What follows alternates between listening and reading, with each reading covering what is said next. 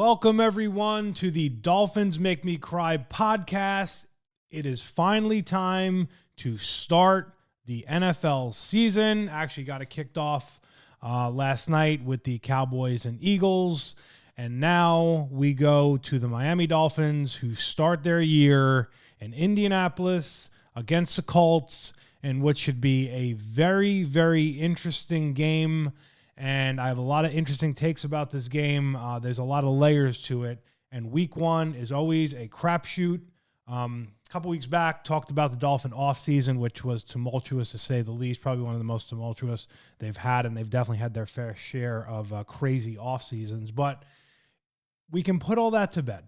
And now it's finally time to where the rubber meets the road, and we are going to play games, and we are going to see just in fact what this team is going to be. And it's going to be insanely interesting to see.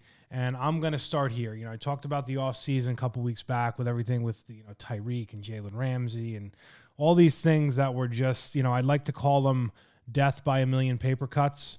And then you had some big cuts in there, presumably, Ramsey and, basically the fact that they did not spend a ton of money. They had a complete shift. And the interesting thing about the shift is it's not setting up well for Mike McDaniel. And let's face facts. To me, if the Dolphins do not this year at least win a playoff game, I think Mike McDaniel's out. And now maybe if they made the playoffs and we played this old 6 or 7 seed get in and, 1 and out, in a cold weather situation, they'd keep them, which to me, I would not personally. And I don't have anything against Mike McDaniel. I want him to succeed. He's been here. There's some good with him. There's a lot of bad with him. There's a lot of critiquing you can, go over with him and his tenure here and just his overall philosophies as a football coach. But that being said, this is a huge year, and they did not do him any favors, in my opinion, in this offseason, because to me, this offseason is a Chris Grier in the front office laden structure of a team saying, okay, we tried it with the high-priced free agents. We tried it with speed. It didn't work. We had a window of time.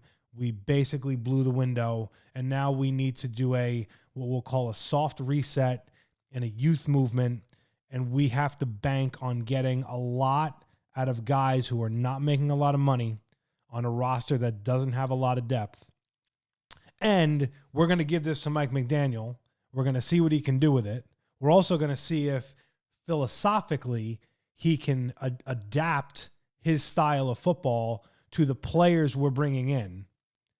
And we're not going to give him the plethora of talent that he had, and we're going to lose a lot, and we're going to expect him to do more with less.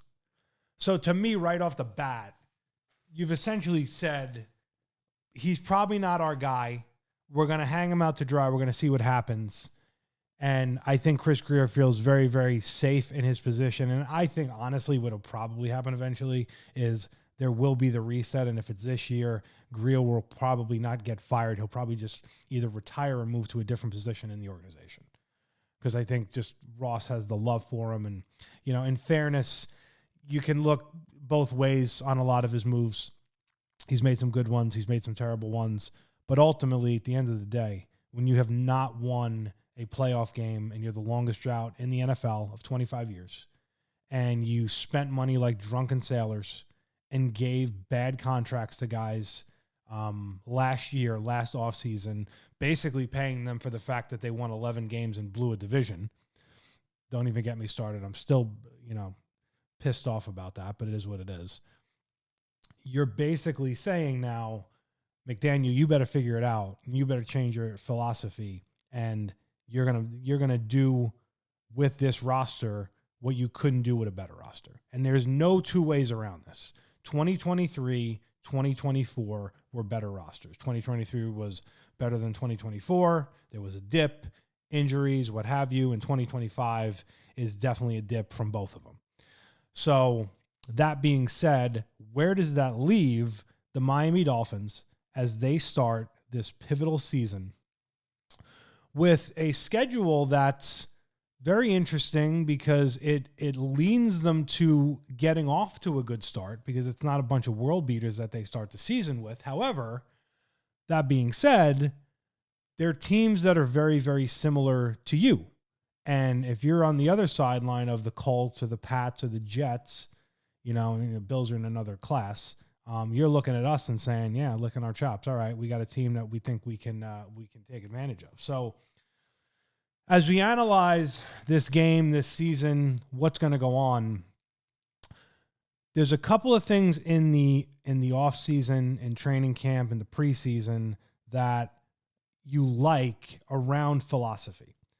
They hear it. McDaniel hears it. They need to be more physical. Now, what did they do? Offseason, they go out, they get James Daniels, who for this game, ironically enough, guy, very, very good player, probably their top acquisition at guard. And yet positions that they went after in the offseason that we've been screaming as Dolphin fans for years, they need to fortify. They go out, they get a top tier guy who came off of an injury, which played into, Price. He comes up lame and he's questionable for the game. I'm sure he'll probably play through it.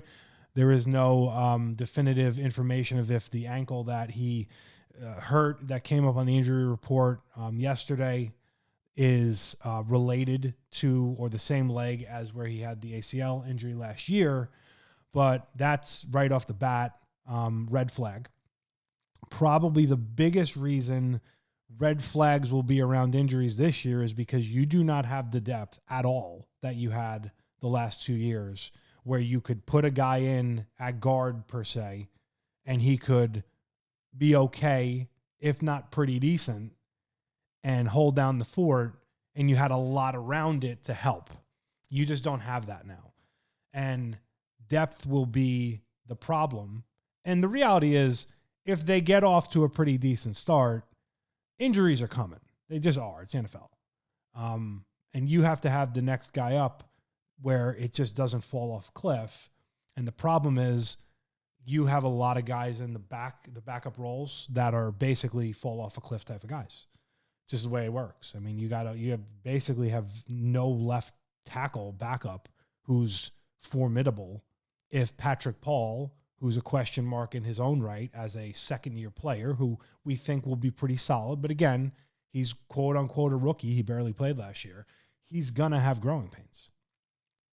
Savinaya, Jonas Savinaya, I think I'm saying his name right, who they drafted at guard, they traded up for, I think he'll probably be a pretty solid NFL guard. But is he going to have growing pains? Absolutely. Aaron Brewer played very, very well as a undersized center last year. He's coming back, named the captain. You got Austin Jackson, who, had the good year. They sign him, injured the end of last year, injured into the early months of training camp. He's set to play. So there's a lot of question marks, which lo and behold, there always are on the offensive line. And that is going to lead to the run game. Now, when you look at the offense from a Hill and Waddle, Hill is coming off the crazy offseason, which now he's saying everything the right way, and I'm sure he's going to be a good soldier because he kind of has to be, because if you saw his divorce settlement, you saw what he had to pay. Good God, my friend, you better play in the NFL for the next 20 years based on what you got to pay out, and you and your 9 kids on top of it all. But that's another story for another day. I think he's going to come out to have a bounce-back rebound year. I'm sure he will. I think Jalen Waddle is going to kind of shift into more of the 1 or 1A role. And the blaring issue that I want to talk about here would be the tight end situation. You get rid of Jonnu Smith. You didn't want to pay him, which, kind of rightfully so. He was a good player, but product of a situation last year. It was check down Charlie all day long to him. Had the franchise record in catches and whatever. Some of the stats in the NFL are nonsensical. The defenses were giving you Jonnu Smith. They wanted you to throw to Jonnu Smith. You had 7 games or 8 games, whatever it was, without Tua, where you basically couldn't push the ball downfield if you wanted to. So there was a lot of fugaziness as it pertained to his numbers. not going to take anything away from him as a player. Good player, had the great numbers, but it wasn't a product of design. So when you look at the tight end position now, this whole Darren Waller madness nonsense that's gone on is you take a flyer on a guy, which is fine. So I do think people have to temper their expectation of where you traded for him and he was retired and he's got all these mental issues and whatever. He basically is on this plan where he does not practice the entire offseason, even though he's been here basically 2 months, a little over 2 months. And now, all of a sudden, bang, hip injury in the quote-unquote first weeks of practicing, leading up to these games. So now you're looking at the roster and you're saying, okay, I have Darren Waller, I got Tanner Connor, I've got, Julian Hill, who's more of a blocker. I have a couple other, guys, Hayden Rucci, that are kind of practice squad guys. But you're now going into this game saying Darren Waller is doubtful. He's probably not going to play, and he's barely practiced. And frankly, you probably don't want him to play anyway because he's not going to have any chemistry with Tua. He probably knows the offense, but he's just not there. He hasn't practiced. So now you got to elevate somebody, or what they most likely will do, go with 2 tight ends, and then elevate to the next position we'll talk about on the offense, the running back situation, where, some bad luck here in, Alexander Mattison, the exact kind of guy that you want, a bruiser running back who would have been 2 behind A-Chain. He goes out in the first preseason game out for the season with neck injury, which is just sucky and bad luck. And then you have Ollie Gordon, a rookie, big back, who you like, but again, much like the 2 O-linemen, a rookie. So you're going to have some good and bad there. A-Chain's been battling an injury. He's scheduled to start. So you're going to have those 2. Jalen Wright, has a surgery going on here. He's supposed to be out probably a couple weeks here in September. Maybe that, leads itself to the 4-game IR. We'll see. You got to elevate a running back. They re-signed Jeff Wilson, which made sense. He knows the offense. So you're going to probably do that and go with that 3 running back combination. But I've said this a million times, and not to break the broken record. When you look at the offense from 2 years ago, that was deadly. Got scored 70 points and, all the things they did until they sputtered. When you look at that offense, everybody wants to look at Tua to Tyreek, Tua to Waddle, over the top. Everything's deep. And yes, Tyreek Hill is a huge part of that, and give Tua his props and the deep ball and everything. But they were 6th in the league in rushing. So they created urgency at the line of scrimmage. Defenses had to respect it. They brought linebackers up, and you did not get this too deep safety over the top shell where you were really just double covering last year those guys, which again plays into the Jonnu Smith production of why he was always wide open, because teams said, hey, this is what they do crazy well, and this is what's destroying other teams. Let's take it away. And they did. And lo and behold, your offense was a shell of its former self because you could not run the ball. Now, they went out in this offseason with this line, and they did, I'm going to give them a B- on what they did from moves from an offensive line perspective, because they did some good stuff in the starting lineup, but the backup situation is just dreadful. You got Kendall Lamb back, who was, waived by the Eagles, who played here pretty well, but he had major back issues, and, I don't think he's going to be the player he was a couple years ago. You got Liam Eichenberg, who's probably not going to play for a while. He's been hurt all camp. And you did not give yourself enough depth that you need because somebody's going down. I mean, it's very rare that an O-line plays, all guys starting the entire season. So that's going to be a problem.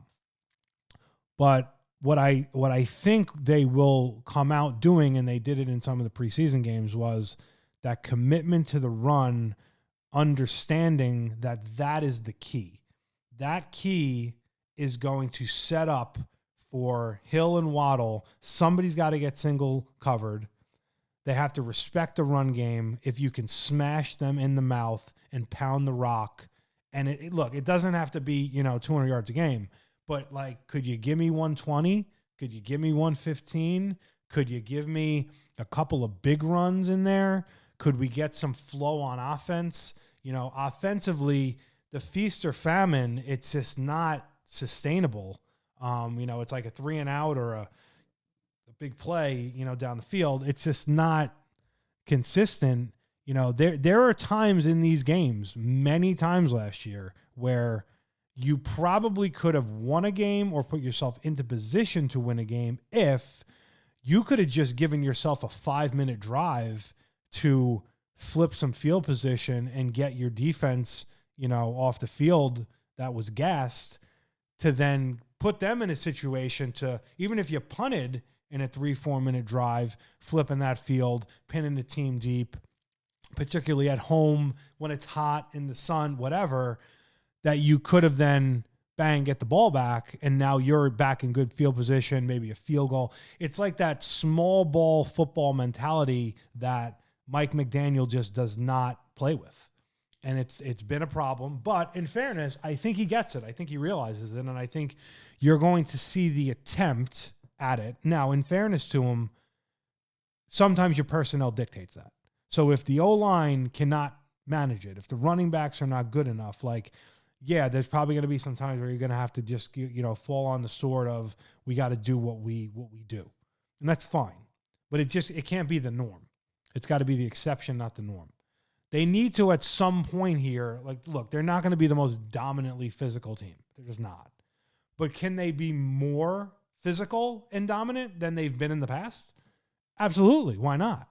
They should.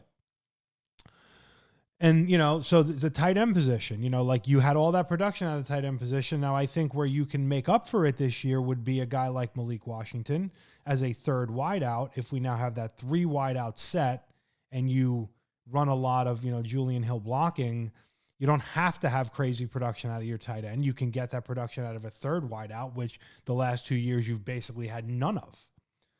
So there are some moving parts of where offensively they can make up ground for things that they did better last year with a tight end, to where now, look, like I said, Waller, I'm sure eventually, I don't think he's going to become Odell Beckham of last year, but I'm sure eventually he'll come back and he will contribute. It's just a matter of how much. And frankly, if Malik Washington's popping off as a third wideout, you don't necessarily need him as much. So that's kind of on the offensive side of things. Defensively, obviously the biggest thing all offseason was the Jalen Ramsey move. What that then turned into the secondary, you lose Javon Holland, who you were not paying in free agency. And then the next thing you know, you have very little depth. And luckily, they were able to get Minkah Fitzpatrick back in the trade. Look, Minkah, very good player, probably an all-pro type player, and he was, 3-4 years with the Steelers. Do I think he is what he once was? No. But do I think he's a very good instinctual player? Yes. They got some other guys, kind of second-level guys, Melifanu from the Lions, who's a very good safety, but often hurt. You got some of these type of guys. You lose Kader Kohu, which is a huge loss. Very, just solid, versatile player, good story. You lose him for the year. And you're kind of back there with some ragamuffin type of corners. And that being said, I probably would venture to guess, I bet you that they will outplay the O-line probably. And I think there's a couple reasons for that. And I think number one is going to be the coaching. I think Anthony Weaver has shown himself to be a very, very good strategic defensive coordinator. He did a hell of a lot with a little last year. A lot of injuries. You could definitely see he's the type of wheels moving D coordinator where he's not necessarily always set in his ways. He can change things up. He can do different things. I think he's the type of coach who will get a lot out of a little when it comes to talent. It kind of reminds me of the years where they had Flores, where they did not have tremendous defensive talent. They had some, but what they had, they got out in scheme. Flores blitzed a lot. I think you're going to see a lot of that. Now, where the star of this team should be and where we need to give him a lot of credit is I think they built a very stout, maybe top 5 defensive front. Now, of course, injuries are a big factor of that. Bradley Chubb's coming back, basically having a year and, a couple games off. What's he going to be? You got Jalen Phillips, who's coming off of 2 straight years of injuries, but again, you saw so much potential and flashes in him. Chop Robinson really came on. The questions are with him is, can he, set the edge and stop the run, and then you got the boys in the middle. I think that for the long haul are definitely a huge building block. Kenneth Grant, Biggers, Jalen Phillips, the new Jalen Phillips, not the lazy Jalen Phillips that we had in the mid 2000s here or 2015s here. Zach Sealer, just looking at the depth chart here, they have a lot of depth when it comes to the D-line. And then I got to give credit, we have not had very, very good linebackers for a very long time. We've had some decent ones. We've had some middle of the road ones. We've had ones that, can't, cover tight ends to save their lives. But I think, Dodson, Jordan Brooks, I think Willie Gay Jr. was a very good signing on a bargain signing. I think your D-line and linebackers can definitely do some damage. Now, again, when you play some of these top-tier quarterbacks, look, you can only blitz so much. You can only get to the quarterback. You can only get home so much. Like the corners and safeties, they got to do their part to have a solid defense. But if you're going to give me coaching that I know I'm going to get from Weaver, and you're going to give me just some of this dominant type D-line play, and again, some of these guys are rookies. They're going to have their growing pains, like we said. And then you give me these pretty good, I'd say, above average to good linebackers and multiple. So they do have some depth there, like I said, with Willie Gay and Dodson and obviously the starter in Jordan Brooks. Like, I think you got something there. So I definitely think if you were looking at the glass half full, I think defensively coaching some of the depth, that's probably going to save you. And I do think offensively, I think there's still crazy potential. I do. But it's going to come down to, I think, this. McDaniel does not coach and manage the games the way a winning football coach would. To me, I don't want to downplay him as a head coach. He obviously has won games, right? He's not the guy who doesn't win any games. He wins games, not big games, but he does win enough games, theoretically, if you break down the 3 years. It's in-game coaching, it's flow of the game, it's situational, it's timeouts, whereas Weaver is going to out-coach him as a coach. Now, I made a prediction a couple weeks ago, and it sucks to say it. It's shitty to say it. But, if you hold a gun to my head, the ceiling's 10 if everything broke right to me. But I think you're probably going to be at 6. And the reality is, I should say the reality is you're probably going to be at 8 or 9 because that's just what we do. We do enough to bait you in that you're decent. And then, boom, lo and behold, you're 8 and 9 or 9 and 8. But I do feel in my heart of hearts that probably by the Commander game, you're going to win 6 games this year, and by the Commander game, I think you're going to have Mike McDaniel as an in-season fired coach, which totally it sucks. I mean, it happened in 2015, and lo and behold, Dan Campbell was your savior who was on your staff. It wasn't his time. He finished out the season. They did some good things, and then he goes on and becomes this top-notch coach with a team that's going to contend for a Super Bowl. Which, if you want to talk about a team that just sucks in timing, it's the Miami Dolphins over the last, 30 years. But that being said, that's my prediction of what I think will happen. I don't want that to happen. I don't like that. I want to be dead wrong, but I think it's going to happen because there's just a lot of things, a lot of little things that are going to add up here. And I don't know, and this is why the start is so pivotal. I don't know if they don't get off to a 3-1, you got a very tough middling road of that schedule that you got some pretty hard hitters that you're playing, that if you're sitting here at 2-2 or, 2-3 or 1-3, like, you're dead. I just don't think you're going to be able to come back from it because the competition is going to be that good. And I just don't think you can withstand the storm. And I think you're going to probably see as the season goes on how Weaver will probably get frustrated with McDaniel because he will be out coaching him. He will be getting more out of his group. That, let's face facts, the offense has more talent than the defense does. And I think you're going to see, and the front office is going to see, hey, why are we going with this guy who's not getting us over the hump and we're not getting anywhere? And we have a guy who we can at least put into the role and then see what we got. Now, that being said, forget I said all that because that would totally suck and we don't want that. We want a Super Bowl win. Hell, we want a home playoff game. I mean, a division win. We want more because it totally sucks to be stuck in the middle like we have been. You win some games, but you just can't get over the hump, and now you go into it with less talent than you had. It sucks. And this offseason has totally sucked. They've been beaten down by every, pundit that there is, ESPN, Pro Football Talk. They're picked to be 29th in power rankings. It's been a complete shit show. Now, so that being said, can this team get a us against the world mentality and go at this season and actually live up to some of the potential? Could they? Yes, they could. They definitely could. Cupboard's not bare.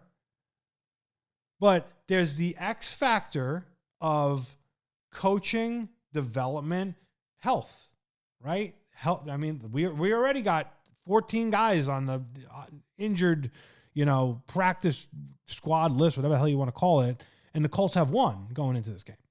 So, I mean, not a great start when it's week one, especially when you have a team without a lot of depth. So they're going to have to find some things. Oh, and I didn't even mention this. And this, I want you to mark my words on this because obviously kickers are not the most sexy thing to talk about. I will say in special teams, they fired Danny Crossman. Thank God. I've only been screaming about it for 2 years because their special teams has been dog shit. And it basically lost you a division against Buffalo. They fired Danny Crossman, and the special teams in the preseason was a lot better. They definitely kept some players that were a lot better fundamentally. Now, the kickoff rule is changing, so you're definitely going to see some more kickoffs, and it's going to, see where it's going to go here. But special teams, I think, will be better. But here's your problem. Looking at this game, when you look at a close game where the Colts are favored by 1, and it's I think it's 46 and a half or 46 points over under, you basically don't have a kicker. Jason Sanders is going to be out, and that's not good. So I do think when you look at the game itself, there's going to be some decisions. Like he's going to go for it on fourth down a lot more than he probably would if he's got Jason Sanders, who he would, hell, last year he went for a 53 or 54-yard field goal when I was there in Indianapolis that he missed. You're not going to have that. So that's going to definitely play a factor into the strategy of this game. You're going to be looking at a lot of fourth down territory type drives with this team, and that could be a problem, specifically at the end of the game if you're in a crazy tight game, which the reality is you probably will be. So lots of little things, and then we'll say one last thing would be Xavier Howard. He signed with the Colts. He's going to be a starter. He was basically out of football for a year. He hadn't played in whatever it is, 18 months, whatever the amount of time is. That's going to be a very interesting factor as well, facing the Dolphins as essentially a starter. Now, do I think the Colts are like this world beater team that we can't beat? No, I don't. I think they're probably very much a mirror image of you. There's a whole Daniel Jones. A lot of people are overblowing and acting like, oh, you're playing Daniel Jones and you're just going to kill him. I do not think that's the case. I think they're going to put him in a much better situation than the Giants did. I think they have a much better running game right now than obviously what the Giants had last year with Jonathan Taylor. I think their O-line is pretty decent. Wide receivers are definitely above average, and you have multiple. So I don't think this is like, oh, hey, like Daniel Jones is going to just throw you 3 pick sixes and you're going to beat him by 30. I don't. I think he's going to definitely look, and he's coming back for, a redemption tour. And how many times have we seen, the Sam Darnolds of the world and all these guys get on that second train? They get better coaching. Maybe they got a better scheme fit. They built something for the quarterback, and lo and behold, they come out and they're pretty decent, and they can win some games. So I think, the Daniel Jones demise needs to definitely be toned down a little bit, because I do not think we're going to get the Daniel Jones that you saw in the latter portion of his Giant career, where he was terrible. And again, the team was terrible. So, take that for what it's worth.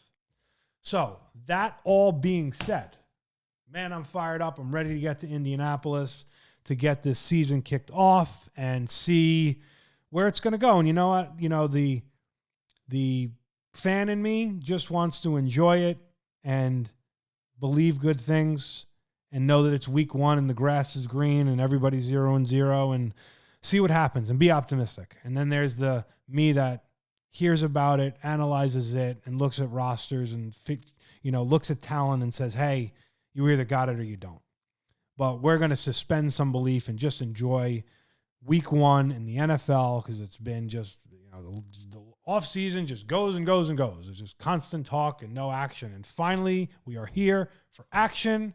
So that being said, Steve Gio's week 1 pick in the league, where they play for pay.